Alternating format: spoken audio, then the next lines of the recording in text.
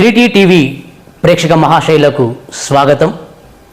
ఈరోజు విశ్వకవి సాహిత్యంలో భారతదేశం నుండి మొదటి నోబెల్ గ్రహీత అయిన రవీంద్రనాథ్ ఠాగూర్ గారి జయంతి సందర్భంగా ఆ మహనీయుడికి సెల్యూట్ చేస్తూ ఆ మహనీయుడు గీతాంజలిలో రచించినటువంటి ఒక మహాకావ్యాన్ని అద్భుతమైన మాటలను మీ ముందు ఉంచడానికి ప్రయత్నం చేస్తున్నాను. ఇకపోతే అవి ఎక్కడ మనస్సు నిర్భయంగా ఉంటుందో, ఎక్కడ మనిషి సగర్వంగా తలెత్తుకుని తిరుగుతాడో, ఎక్కడ ప్రపంచం ముక్కలు ముక్కలైపోయి మగ్గిపోదో, ఎక్కడ మన చదువు విజ్ఞానం మూఢనమ్మకాల్లో ఇంకిపోదో, ఎక్కడ ఒక మనిషి తోటి మనిషిని దోచుకోడో, అక్కడ ఆ స్వేచ్ఛా స్వర్గంలోకి ఈ దేశాన్ని మేలుకొలుపు అని అంటాడు. చూడండి ఎంత గొప్ప మాటలు. కొన్ని సంవత్సరాల క్రితమే నేటి కాలానికి సరిగ్గా సరిపోయే విధంగా ఆయన మేధస్సుతో రాసినటువంటి ఈ మాటలు సరిగ్గా నేటి కాలానికి సరిపోతాయి. ఎలా అంటే, ఎక్కడ మనస్సు నిర్భయంగా ఉంటుందో, ఎక్కడ మనిషి సగర్వంగా తలెత్తుకుని తిరుగుతాడో, ఈ దేశంలోని ప్రజలందరూ కూడా నిర్భయంగా గర్వంగా తలెత్తుకునే పరిస్థితులు ఉండాలి అని. కానీ నేడు కొన్ని పరిస్థితులు అక్కడక్కడ తీసుకుంటే సమాజంలో ఇప్పటికీ మనుషులు నిర్భయంగా తమ ఆలోచనలను తమ భావాలను స్వేచ్ఛాయుతంగా తెలుపలేని పరిస్థితులు అక్కడక్కడ నెలకొని ఉన్నాయి కూడా. ముఖ్యంగా తీసుకుంటే ఇప్పుడు కొన్ని ఉదాహరణలు మీకు చెప్తాను. ఎలక్షన్ టైంలో సాధారణంగా టీవీ ఛానళ్ళ వాళ్ళు పబ్లిక్ సర్వే తీసుకుంటూ ఉంటారు. పబ్లిక్ ఒపీనియన్, ఎవరు గెలుస్తారు, ఎవరికి ఓటేస్తారు, అలాంటివి. అయితే కొంతమందిని అడిగితే ఇప్పటికీ కూడా ప్రజలను, మన టీవీ కానీ చాలా మటుకు ప్రజల్లోకి వెళ్ళి అభిప్రాయం తెలుసుకోవడానికి వెళ్ళినప్పుడు ప్రజలు ఏమంటున్నారంటే, మేము చెప్పము అంటున్నారు, మా అభిప్రాయాన్ని మేము చెప్పము అంటున్నారు. ఎందుకు అని అడిగితే భయం. మేము పలానా వ్యక్తికి ఓటేస్తామని చెప్తే ఇంకో పార్టీ వారు మమ్మల్ని టార్గెట్ చేస్తారని భయం. లోకల్ లీడర్లు మమ్మల్ని టార్గెట్ చేసి మమ్మల్ని ఇబ్బందులకు పాలు చేస్తారని చెప్పేసి వారు మాట్లాడుతున్నారు. మాకు చాలా ఆశ్చర్యం అనిపిస్తుంది. ఈ స్వతంత్ర భారతదేశంలో తమ ఆలోచనలను స్వేచ్ఛగా తమ ఓటు పలానా వ్యక్తికి వేస్తాము, లేదు పలానా వ్యక్తి గెలవాలనుకుంటున్నారు అని చెప్పే ధైర్యం కూడా స్వేచ్ఛ కూడా ఈ దేశంలో ప్రజలకు లేదా అనిపిస్తుంటుంది.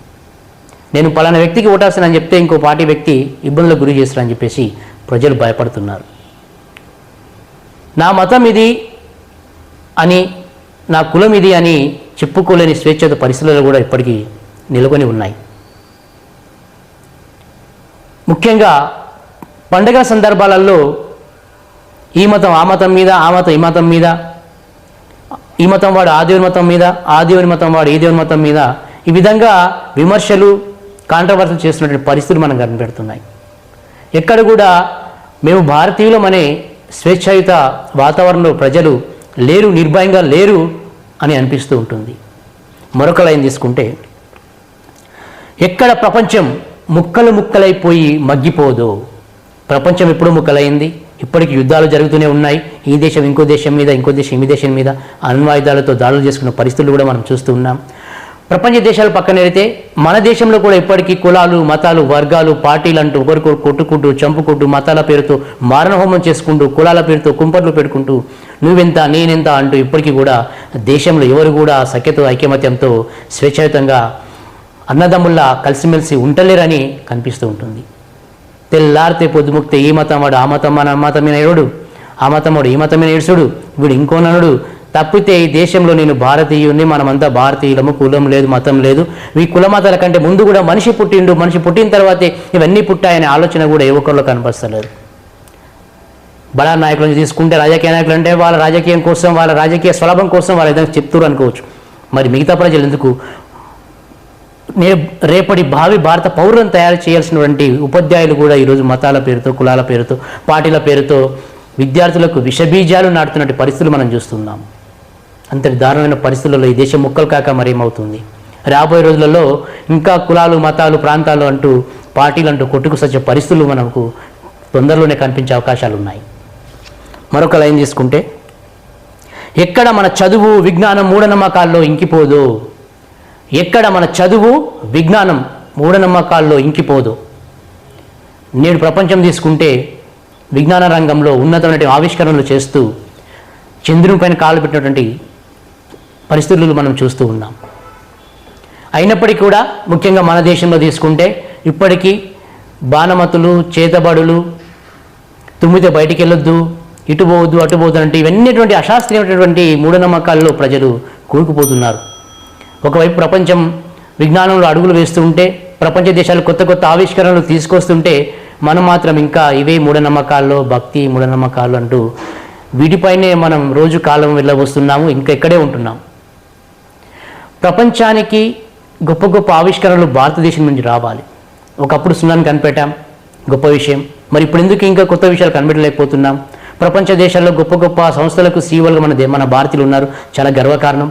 వారు వేరే దేశాలకు పోయి ఆ సంస్థలకి సీఈఓలుగా ఉంటున్నారు. మరి మన దేశంలో ఎందుకు ఈ గొప్ప ఆవిష్కరణ కనిపెట్టడం లేదు? మన దేశంలో ఎందుకు విజ్ఞానం వైపు ముందుకు వెళ్ళడం లేదు? ఒకసారి ఆలోచించండి. భావి భారత పౌరులకు మన విజ్ఞానం వైపు తీసుకునే బాధ్యత భారతదేశంలోని ప్రతి ఒక్కరిపైన ఉంటుంది.